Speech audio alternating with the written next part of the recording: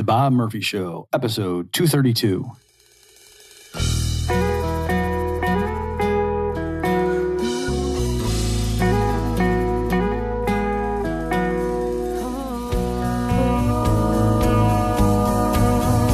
There's a tidal wave coming. What you gonna do? Get ready for another episode of The Bob Murphy Show, the podcast promoting free markets, free minds, and grateful souls. It's your source for commentary and interviews conducted by a Christian and economist. Now here's your host, Bob Murphy.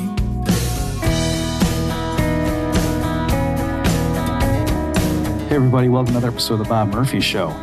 At long last, for some of you, we are now returning to my series on Klaus Schwab, the World Economic Forum, and the Great Reset. So right now, this is part 3 of that series. We're going to do at least another one, and that probably will wrap it up, but I'm not sure. So there will be at least 4 total, possibly 5. So let me start this one off with a little hook, sort of to motivate it. Like, why are we spending so much time on this? I want to explain why is it that amongst all the different shadowy groups and nefarious figures we could be concentrating on, why am I focusing on Klaus Schwab and the World Economic Forum? It's because I do think they have an outsized influence on current events. All right, so let me just motivate that a little bit. So as far as the Great Reset goes, I didn't see anybody else mention this, so I'll break it here on the Bob Murphy Show. Maybe 16 other people have said it, but I haven't seen it yet, just being discussed. So in the State of the Union, right near the end, when Biden started talking about, how everybody was exhausted with the coronavirus and so forth, did you catch this? We've lost so much in COVID-19.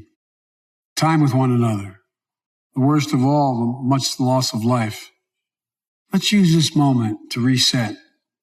All right, so, it's not completely unnatural for him to have said that, but I thought possibly it was a nod and a wink, sort of like George H.W. Bush when he talked about 1,000 points of light, and a lot of conspiracy types thought that was a sort of subtle reference to various nefarious plots and such. And also he, of course, talked about a New World Order, which was pretty blatant. So let me just take a minute in case people are saying, okay, Bob, what's the point? Like, you guys were guffawing at the claims that Trump, for example, was giving dog whistles to Nazis and white supremacists when he was giving it to us. So what's the point of Biden doing something like this? If there really is this secret cabal, why would they be resorting to transmitting messages through the State of the Union address that guys like you can easily pinpoint, right? And so here, this is kind of an interesting paradox when it comes to these investigations into secret societies and such. It's that on the one hand, if there were no evidence whatsoever, except, it's just pure speculation, and you were really reading the tea leaves and just, connecting dots that were pretty dubious, then the critics could say, well, come on, there's nothing there. You're just grasping at straws. But on the other hand, if you find things like David Rockefeller openly admitting in his memoirs that his family and he have actively worked over the years to undermine national sovereignty in the service of a global elite, then people will say, well, he didn't mean it the way you're saying it, because if he did, why would he just put it into a book? Come on, give me a break. Give these guys some credit, right? So you see how that works, that it's kind of a lose-lose if you're a so-called conspiracy theorist. And of course, just that very phrasing is designed to make the whole thing sound absurd. When, as I pointed out, for example, the official 9/11 Commission report was a conspiracy theory. It said 19 hijackers conspired in the days leading up to September 11th to do their dirty deeds. The standard of count of what happened to Julius Caesar is, ready? A conspiracy theory, right? Historians say a group of people conspired behind the scenes to take out Julius Caesar. Okay, so the mere fact that when we explain significant historical events, we might rely on a theory involving a conspiracy, that should not from the get-go discredit it. We do that all the time. All right. Anyway, just to finish that train of thought, though, so why might it be that Biden would do something like that? So again, I'm not putting all my chips in on this one thing. I'm just mentioning it because I noted it when I was listening to the State of the Union. And by the way, the reason I listened to the State of the Union, normally I wouldn't do something like that. I have more respect for myself, my time. But I just recently joined Jeff Deist. I'm now sort of a junior co-host for the Human Action podcast that he does, in his role as president of the Mises Institute. And that was partly what we covered for our inaugural episode of this new retooled Human Action podcast was, we were going to launch right when Biden had just given the State of the Union. So we decided to focus on that. So that's why I listened to the whole thing. Incidentally, so if you go to bobmurphyshow.com/232, I will link to that inaugural episode just to make sure it's on your guys' radar. Okay. So just to finish that train of thought, why might Biden do something like that? Because again, in certain instances, when people were alleging that Trump was giving a dog whistle, a bunch of us, me included, thought that was goofy. Not just because we thought it was false, but because it didn't even make sense on its own terms. Like, what would be the point of doing that sort of thing? And so here, let me just say, again, I'm not putting a ton of weight on this. I just wanted to mention it, but put it to you this way. Biden can't just come out and say, yes, as everyone knows, my family had a lot of corrupt dealings with the Ukrainian government and energy companies, and I've got a lot of ties to the Chinese government, and also, I'm hip deep in my relationship with Klaus Schwab and his friends, and we're all advancing this agenda to manipulate world events and public opinion to weaken U.S. national sovereignty and pave the way for global government. Thank you very much for your attention. He's not going to say that, right? Even if that were true. So he's got to say a bunch of stuff that superficially, prima facie, looks like he's not for the objectives of the World Economic Forum and such. So how could it be that he could reassure all the key players that, no, I really am on board, but, cut me some slack here. I got to keep up appearances for the rubes that put me in office and just to make sure the natives don't get too restless. So by doing things like that, like giving a little reference to a reset when, again, that seems like it's not like a normal thing that he would have said. That seems a bit artificial and it sounded funny to me. Then that could be a way to sort of reassure the people that, yes, I'm on board with this. Okay, don't worry. The agreements we had, the deals we cut behind closed doors or through our, proxies at these various meetings and such, don't worry. I'm still going to follow through on that, even if it looks to you like I'm reneging. All right, so that could be the function of something like that. Okay, another thing from recent current events, I guess if it's current events, it's recent. You may have heard the story. So here, let me just read. There was this ostensible journalist from Ukraine. So I'm reading the HuffPost article. The title is Boris Johnson Rejects Emotional Plea from Ukrainian Journalist for NATO No-Fly Zone. It's by Ned Simons. So this article is March 1st. I think they're doing it the format of the day and then the month. So here, I'll read a little bit from the article. Boris Johnson has rejected calls for NATO. So this was after Russia totally, rolled in and sent in the tanks and such. Or at least that's what the media said. I've seen some people like Paul Craig Roberts saying, I think it's just missiles. We don't have any proof yet. So at least according to the official news sources that Russia is sending in columns of armor. And so here's the news story now. Boris Johnson has rejected calls for NATO to impose a no-fly zone over Ukraine following an emotional appeal by a journalist from Kiev. Daria Kalniuk held back tears as she told the prime minister the West was, quote, afraid to act. Now, this is quotes. Ukrainian women and Ukrainian children are in deep fear because of bombs and missiles which are going from the sky, she told Johnson during a press conference in Poland. Ukrainian people are desperately asking for the rights to protect our sky, so we are asking for a no-fly zone. What's the alternative for the no-fly zone? NATO is not willing to defend because NATO is afraid of World War III, but it's already started and it's Ukrainian children who are there taking the hit. Okay, and then Johnson said to her, for example, this is a quote from him, when you talk about the no-fly zone, as I said to Volodymyr Zelensky a couple of times, unfortunately, the implication of that is the UK would be engaged in shooting down Russians' planes. It would be engaged in direct combat with Russia. That's not something that we can do or that we've envisaged. The consequences of that would be truly very, very difficult to control. All right. So that sort of was making the rounds when that exchange happened. And again, she was described as in the U.S. major media as a Ukrainian journalist. Turns out she's got a position at the World Economic Forum. So here I'm at the World Economic Forum's website, its section on people. And Daria Kalniuk, I hope I'm saying her name right. It says, Daria is co-founder and executive director of the Anti-Corruption Action Center, a powerful national organization that has shaped Ukraine's anti-corruption legislation and efforts. Her organization ensures that Ukraine's newly elected parliament designs strong anti-corruption legislation, blah, blah, blah, blah, blah. Okay, and interestingly, this paragraph consists of several sentences. Bio, the World Economic Forum, of who this lady is, doesn't say anything about her being a journalist. All right.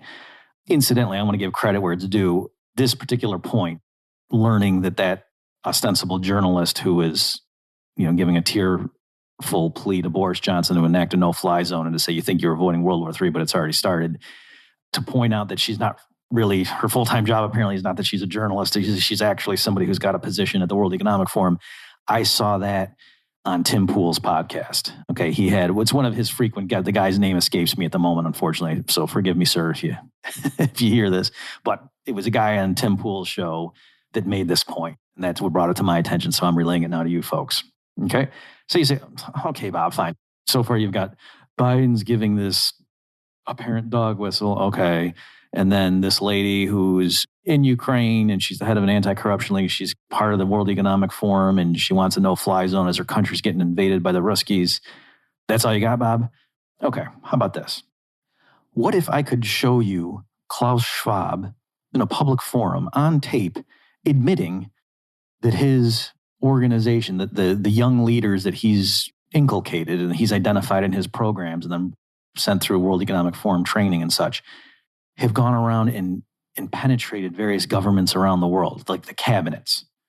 And he even uses that verb, right? That's not that he said, fortunately, the leaders of these countries recognize the superior training and insight that our graduates had and adopted them voluntarily into their program. No, he would use the word penetrate. Would that be something you'd want to hear? Would it be useful? Well, good, because that's precisely what I'm going to play for you right now. And I have to say, when I mention now names like Mrs. Merkel, even Vladimir Putin and so on, they all have been young global leaders of the World Economic Forum. Mm-hmm. But what we are very proud of now, the young generation, like Prime Minister Trudeau, President of Argentina and so on, that we penetrate the cabinets.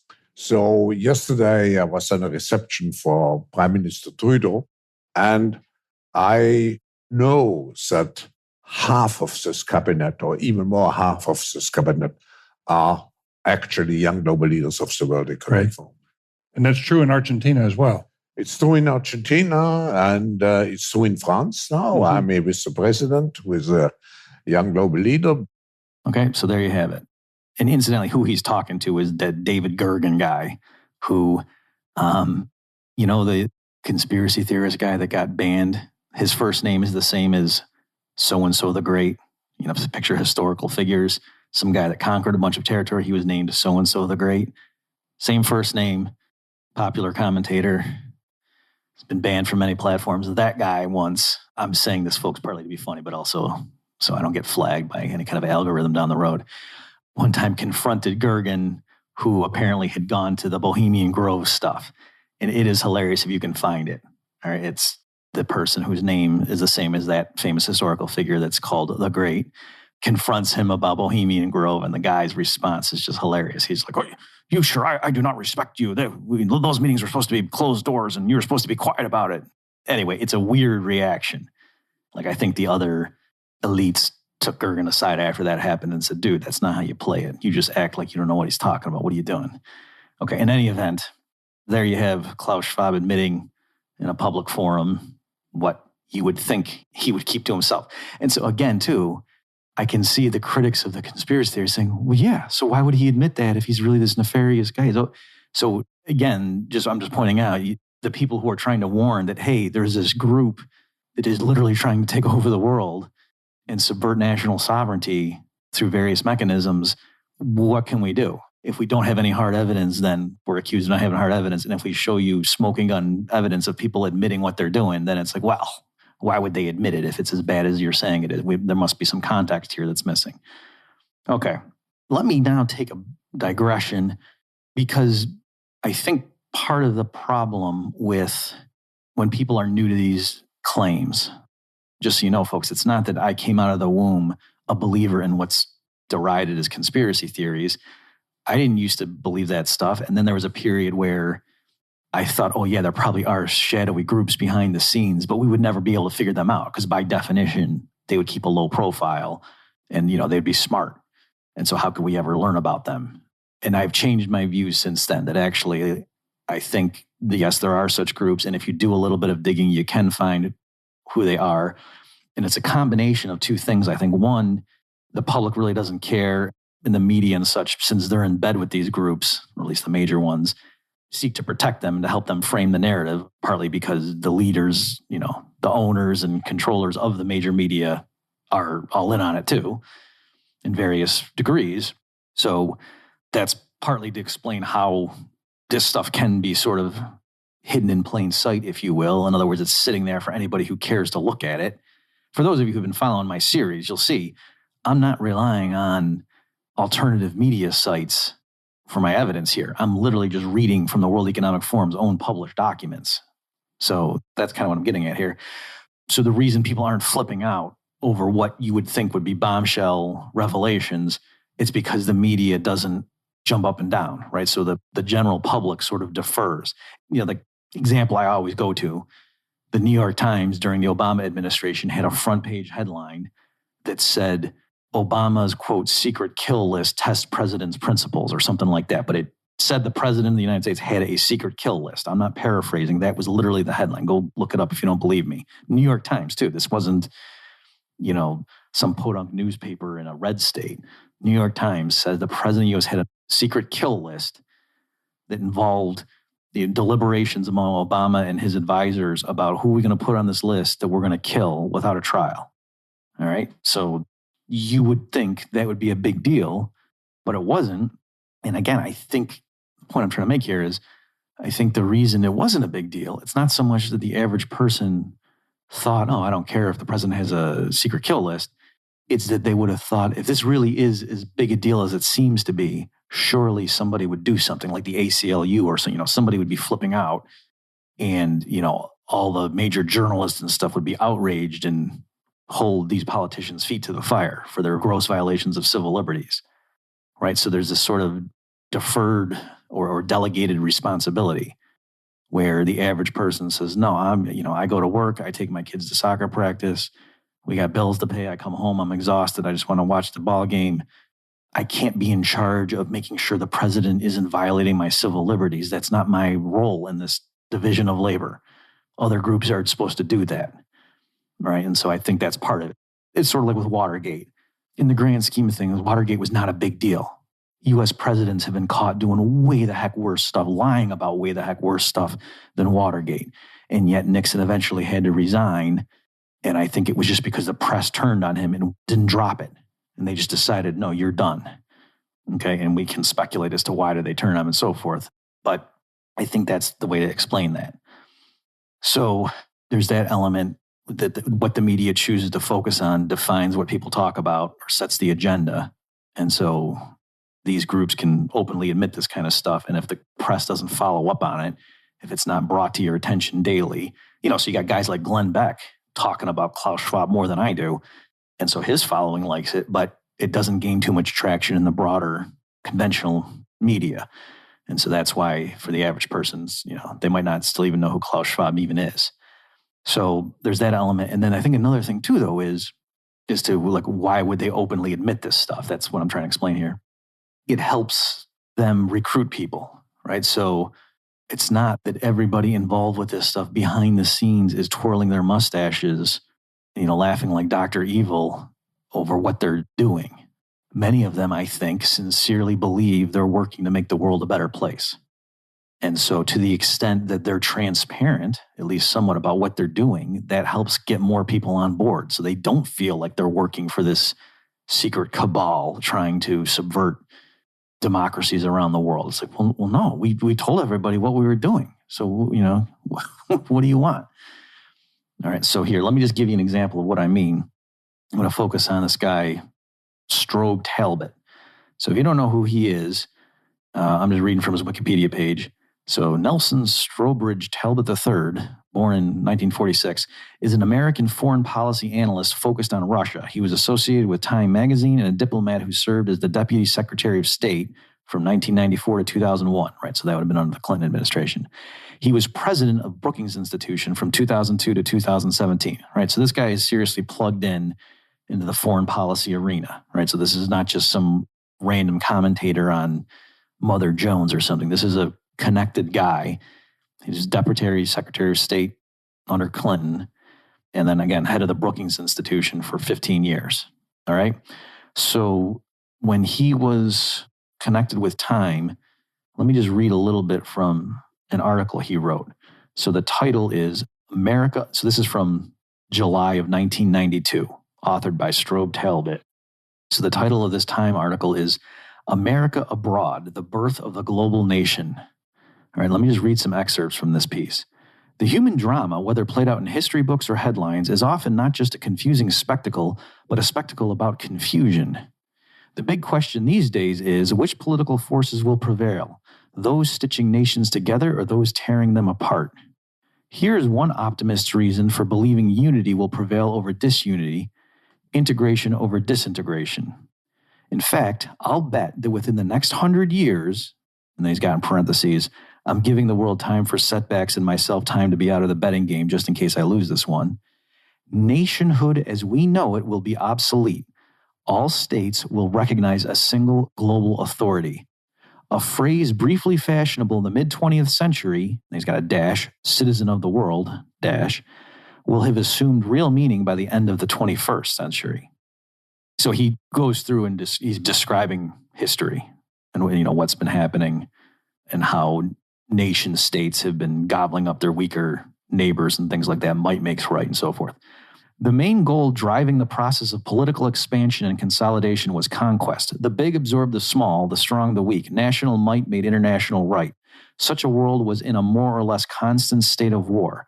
From time to time, the best minds wondered whether this wasn't a hell of a way to run a planet. Perhaps national sovereignty wasn't such a great idea after all. Dante in the 14th century, Erasmus in the 16th, and Grotius in the 17th all envisioned international law as a means of overcoming the natural tendency of states to settle their differences by force.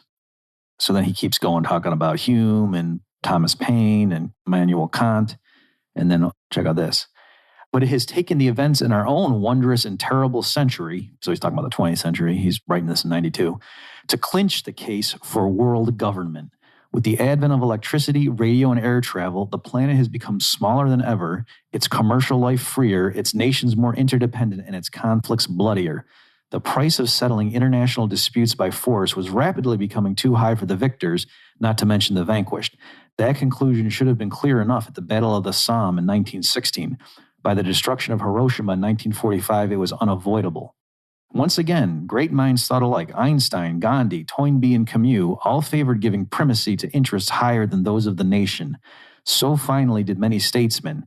Each world war inspired the creation of an international organization, the League of Nations in the 20s and the United Nations in the 40s. Okay, and then here, I'll just do one more. You guys have got the point, but let me just give you one more. The plot thickened with the heavy-breathing arrival on the scene of a new species of ideology, expansionist totalitarianism, as perpetrated by the Nazis and the Soviets. It threatened the very idea of democracy and divided the world.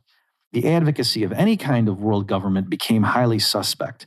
And by 1950, and then in quotation marks, one worlder was a term of derision for those suspected of being woolly-headed naifs, if not crypto-communists. All right, so then he explains how the idea of being an advocate for global government that fell into disrepute at that point during the Cold War. Okay, so you can see where he's coming from, right? He's openly saying, yeah, why wouldn't we want to have one global authority? Look at the record of having decentralized individual nation states running certain, jurisdictions on planet Earth. It just led to, hundreds of millions of deaths. This is crazy. And more generally, so this is me now speaking, I'm not paraphrasing Talbot, unless you're an anarcho or an anarchist, you don't need to be an anarcho-capitalist, you can be an anarcho-socialist, I suppose. But unless you're an anarchist, you believe in political authority, at least in your jurisdiction, for a certain area around you where you live, and you probably advocate the same for every human being. And so the same reasons that you think, oh, it wouldn't work if every street had its own government, right? If you're for the existence of a government to impose law and order, at least, at the size of a city state, perhaps even bigger, depending on your own personal views, right? But you probably think, right? Again, unless I know many of you are literally anarchists, but for those of you who aren't, right, you think it wouldn't work. It certainly wouldn't work if every household were its own kingdom. You think that would be impractical. There'd be massive gang violence, or strong men would fill the power vacuum, whatever. Warlords would take over. So nobody would be there to build roads, because everyone would be just like, oh, how can we do it without someone taking our money at gunpoint and forcing us to pour concrete and cement and so forth? How would we know where to put the yellow lines? Would they even be yellow? Who knows? Without the barrel of a gun pointing at us, how can we get anything done? No roads, right? So if you are not an anarchist, that's what you think. And so just take that logic to its conclusion, right? If you think it wouldn't work for Houston to not have a mayor that imposed a single rule of law, legal code on all the people who live in Houston, if you think that would be, it would be unwieldy or crazy or whatever to have anarchy in Houston, well, then why do you think it's okay if there's, in a sense, anarchy vis-a-vis the national governments? How can it be that the U.S. government can exist side by side with the Mexican and the Canadian if you don't think that different homeowners associations could exist peacefully side by side in the area we now call Houston? All right, so I didn't just give you a knockdown argument, but my point is, I'm sort of flipping Walter Block's point.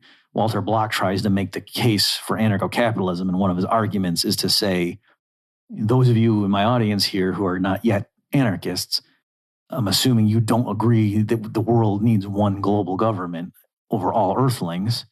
You're willing to tolerate multiple competing governments over different jurisdictions on planet Earth. And so all Walter Block, am saying is take that to its logical conclusion. If you think it works that not every human being has to have the same government, well, then why do you think every U.S. citizen has to have the same government? Why do you think every Texan has to have the same government? Why do you think every Houstonian has to have the same government? Why do you think everybody in this neighborhood has to have the same government? All right, so that's the way Walter Block hits it. But I'm saying a Strobe Talbot type could take it the other way. In fact, he did take it the other way. He was saying the logical conclusion of, the Enlightenment and such, and he wasn't forcing this reading. He was quoting many of those classic figures, was to say that, wouldn't it be great if everybody were a citizen of the world and we just had a representative democracy over all of planet Earth? And then wouldn't that eliminate conflict? There'd be no need for war anymore, right? That's one of the standard arguments for why do you need to have a regular government, right? Is to say, because if you didn't, there'd be gang warfare. There'd be constant bloodshed. You need to have one group that is the undisputed master, lays down the law, literally, and keeps the peace. And so if any little group gets uppity, then the forces of law and order come in and throw them in cages and just settle it. And that's what keeps the peace and makes society possible, right? So that's the vision of those who are not anarchists. And so that's what Strobe Talbot is saying applies to the planet as a whole. So more generally, you say, why am I focused? I'm picking him because nobody can deny that that's his view. He openly published it in Time magazine, right? So this isn't that I'm reading something from his diary or, digging up dubious quotes attributed to him. Because there's lots of quotes about the globalists and their agenda that floats around the internet. And some of them are accurate and some are, I've seen debunkings of them. So that's why I'm not getting into that stuff. But I grabbed the Strobe Talbot one because he openly talked about it in Time, right? So nobody can deny. And like I say, he's a somewhat of a big deal. He's not just some random guy publishing in an obscure website. Hey, everybody, just your usual reminder. If you like what you're hearing here on the show, please consider contributing. Any amount helps, and recurring monthly contribution is the best of all. For more details and to see the special perks you can get, go to bobmurphyshow.com/contribute. Thanks.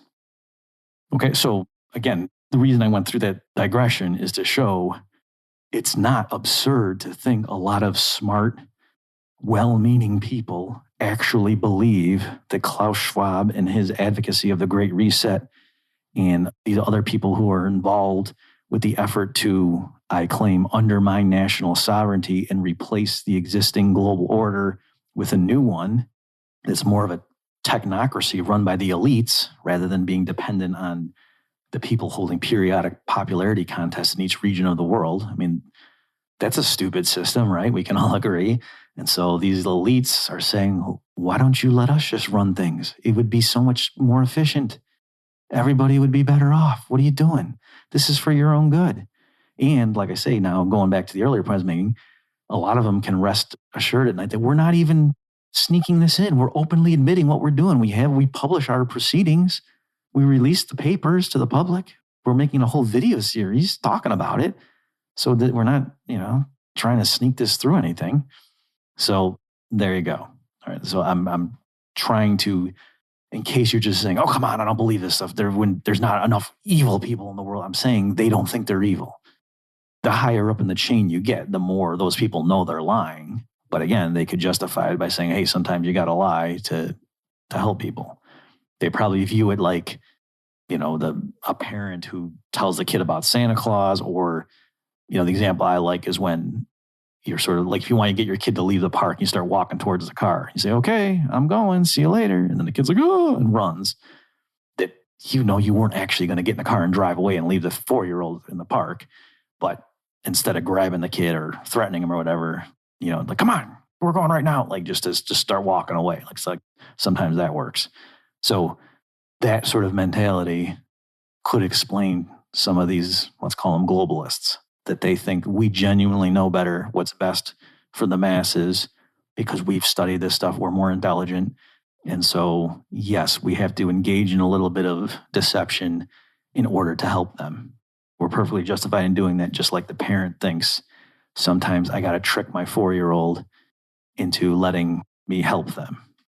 Okay, why don't I wrap up this episode by now just reading a little bit from, so the book I'm now covering, and I'll go into greater detail in part 4 of this series. The title is COVID-19, The Great Reset. It's by Klaus Schwab and Thierry Malleret, or Malleret, I don't know how to pronounce that name. So we all know who Klaus Schwab is, and then this Thierry Malleret is the managing partner of the Monthly Barometer, a succinct predictive analysis provided to private investors, global CEOs, and opinion and decision makers. His professional experience includes founding the Global Risk Network at the World Economic Forum and heading its program team. He was educated at the Sorbonne, in Paris, and Oxford. He holds a master's degrees in economics and history and a PhD in economics. All right, so he is a co-author with Klaus of this book. So this book came out, it was a surprisingly quick turnaround. So the book came out in July of 2020, right? So remember, most of you probably hadn't even heard of coronavirus until March of 2020. And so then just a few months later, Klaus comes out with his book saying, oh, COVID-19, this is why we need a great reset. So you can do with that timing what you will. So let me just read to you from the introduction so you get a sense of what's going on in this book. And then, like I say, I think that's a good point for me to stop. And then in part 4 of this series, I'll go through and highlight some key aspects from this book. Okay, so from the introduction, they say, it is our defining moment. We will be dealing with its fallout for years, and many things will change forever. Talking about the coronavirus pandemic. It's bringing an economic disruption of monumental proportions, creating a dangerous and volatile period on multiple fronts, raising deep concerns about the environment and also extending the reach, pernicious or otherwise, of technology into our lives. Later on, but deep existential crises also favor introspection and can harbor the potential for transformation. All right. The fault lines of the world now lie exposed as never before, and people feel the time for reinvention has come. And so I just put in my margin there, no. Right? So that's a popular or a typical move that Klaus makes, is he keeps saying how, oh yes, people want this. Like he's just saying it matter-of-factly, like to try to make it true, when no, they don't. The public is not calling for a great reset. This is engineered. Okay, as of the time of this writing, June 2020, the pandemic continues to worsen globally. Many of us are pondering when things will return to normal. The short response is never. Okay, and radical changes of such consequence are coming that some pundits have referred to a before coronavirus, BC, and after coronavirus, AC era. Right, so he's really laying it on thick that everything's changed now.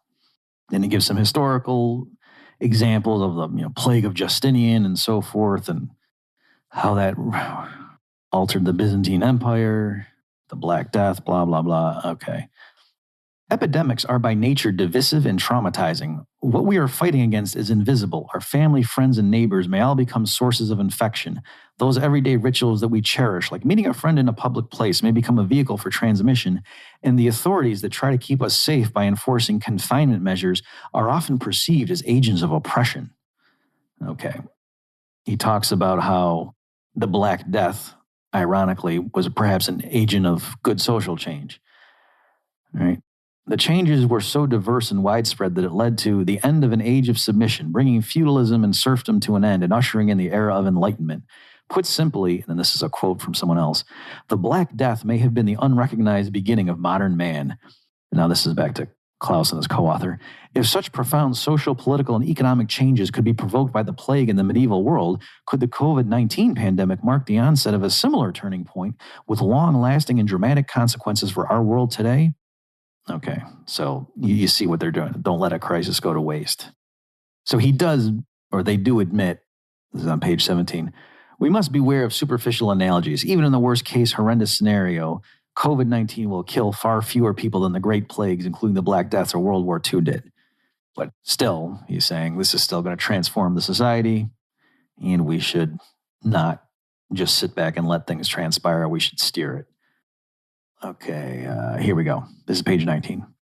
The broader point is this. The possibilities for change and the resulting new order are now unlimited and only bound by our imagination for better or for worse. Societies could be poised to become either more egalitarian or more authoritarian, or geared towards more solidarity or more individualism, favoring the interests of the few or the many. Economies, when they recover, could take the path of more inclusivity and be more attuned to the needs of our global commons, or they could return to functioning as they did before. You get the point. We should take advantage of this unprecedented opportunity to reimagine our world in a bid to make it a better and more resilient one as it emerges on the other side of this crisis, right? So again, not having to put words in their mouth. They're openly saying, let's seize this opportunity to reset everything. Okay, and now let me just end with this because they're going to outline the structure of the book. This volume is a hybrid between a light academic book and an essay. It includes theory and practical examples, but is chiefly explanatory, containing many conjectures and ideas about what the post-pandemic world might, perhaps should, look like. It offers neither simple generalizations nor recommendations for a world moving to a new normal, but we trust it will be useful. The book is structured around 3 main chapters, offering a panoramic overview of the future landscape. The first assesses what the impact of the pandemic will be on 5 key macro categories: economic, societal, geopolitical, environmental, and technological factors. The second considers the effects in micro terms on specific industries and companies, and the third hypothesizes about the nature of the possible consequences at the individual level. Okay, and so then like chapter 1 is called macro reset. Then the next one is called micro reset. And then the last one is individual reset, right? So you get the idea. It's talking about resets at those different levels. So in next installment of this series, I'll focus mostly on the economic one and also a little bit on the individual one, the macro economic one. I don't care so much about their insights or predictions about the impact on specific industries. So there you have it. Again, Schwab and his buddies have had this stuff in the works for decades. You've heard, how proud he was that his global leader initiative and such had penetrated cabinets around the world. And here, whether you think coronavirus or SARS-CoV-2, COVID-19 was a completely independent thing and these folks just took advantage of it, or whether you think they saw it coming, or whether you think it was deliberately engineered, my case right now doesn't depend on your view as to the origin of this thing. Clearly, they are using the pandemic to try to reshape the global order, and they're not making any bones about that. They're openly admitting that's what they're doing. And so when you see government officials or major media cling to certain policy measures, for example, even though it's like, well, it doesn't seem like that is relevant anymore. Why are they doing that? It's because of stuff like this, right? So that what seems to be the surface explanation or justification for certain things is not the real reason. They're pushing for things they wanted for other reasons, and they see the opportunity to tie it to the response to a pandemic. Now that the public is back on its heels and confused and bewildered, now is the time that they're going to push through all sorts of change that would not have been tolerated in a more stable era before the pandemic hit and the threat of World War III and et cetera, et cetera. Okay, folks, I will wrap it up there. Thanks for your attention and tune in next time. You've just experienced another episode of The Bob Murphy Show, the podcast promoting free markets, free minds, and grateful souls. For more information and to subscribe to this podcast, visit bobmurphyshow.com.